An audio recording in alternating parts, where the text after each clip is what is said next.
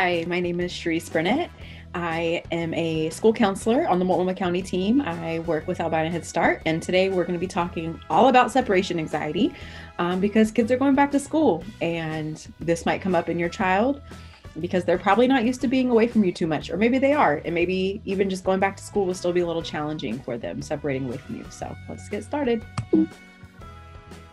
So what is separation anxiety?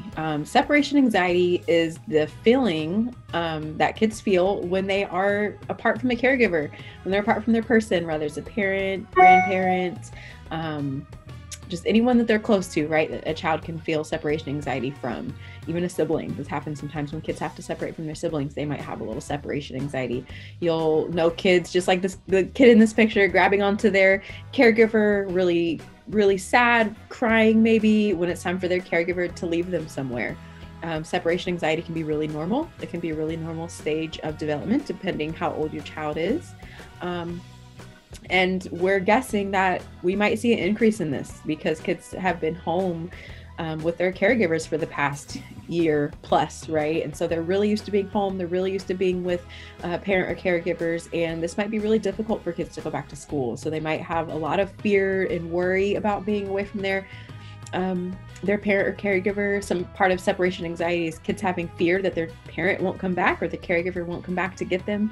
So a lot can go into social anxiety. So we're going to talk about some tips on how to support your child if they do start to have some of this separation anxiety. Part of it is preparing for the separation, right? Preparing your child. Okay, you're going to go to school on these days, and this is how long you're going to be there for. Here's what you can expect at school, and then I'll be there to pick you up, right? So giving your child that layout, really reminding them that you will be there or a family member will be there to pick them up. And even if this is going to a friend's house or to their grandparents' house or to their aunties or somebody, right? Whatever that separation occurs, just making sure that you're really preparing your child and it's not something that's kind of spur of the moment. And it's something that they can really expect. And part of it is practicing before your child goes back to school, practicing being apart, especially if you haven't been apart from them during COVID, and making sure that they can get some practice being away from you, right? Even if it's 10 minutes, even if it's 30 minutes, just making sure that you're preparing them for that and making sure that you're letting them know you'll be right back to get them. If your child is having some anxiety about returning back to school, drive them by the school or even driving them by any school, right? Saying like, here's what schools look like. This can be especially helpful if your child's never been to school.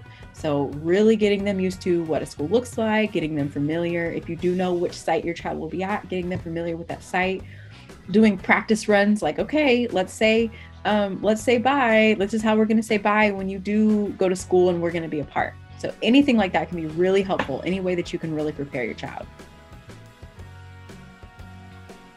And really acknowledging their feelings. So for us as adults, as parents, right, for us, we're just like, what are you upset about? I'm going to be right back in a few hours. But to kids, it doesn't feel that way. They might not be able to comprehend that you'll be back in a few hours. In their mind, they might really feel like you're leaving them. And so really acknowledging that goodbyes can be hard, acknowledging that it's hard to be apart, and reminding them that you're confident in them and in yourself to be apart, that you'll still feel each other's love even if you're far away, and just reminding them that they can do it, that they can be brave, and acknowledging that it's still really hard though, even if they can be brave. And the last tip is when saying goodbye, making sure that you're making it a clean, smooth transition, right? So that you're not lingering. I know I've had those moments with my own daughters where they're really sad that I'm leaving and I end up staying in their class for like 30 extra minutes because it's hard for me to say goodbye to. So making sure that you're putting yourself on a little time limit, like, okay, we'll say goodbye for a couple of minutes and then I have to leave, right? And with COVID, we don't especially know if parents will be able to come in the buildings or what goodbyes might look like. So it's really important that you're even starting your goodbye routine when you're walking into the building, right? Or when you're walking up to the school. Creating a special ritual is helpful. So like, okay, here's our special handshake and then I say goodbye, or we do 3 hugs and then I'm leaving, right? And it might sound a little harsh.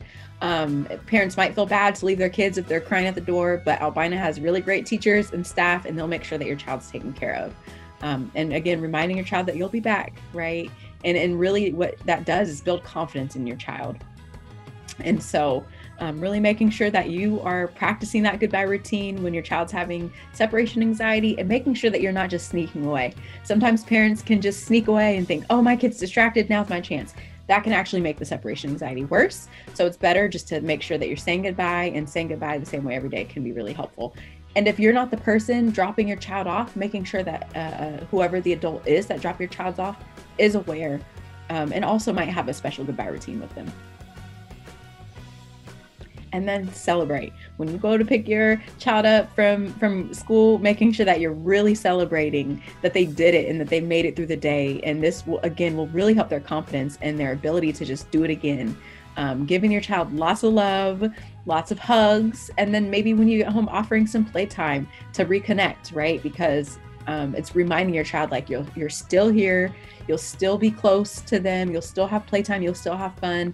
Kids might be worried about that, right? On what that separation means and how it might change things. And so really making sure that you're being mindful and connecting with your child after you've been apart. And those are all the tips that I have. I hope they were helpful. Again, the school counselors are available. Even if your child is struggling with this, you can talk to the teacher or any Head Start staff about getting your child connected to a counselor if they're really having a hard time with this. Thank you.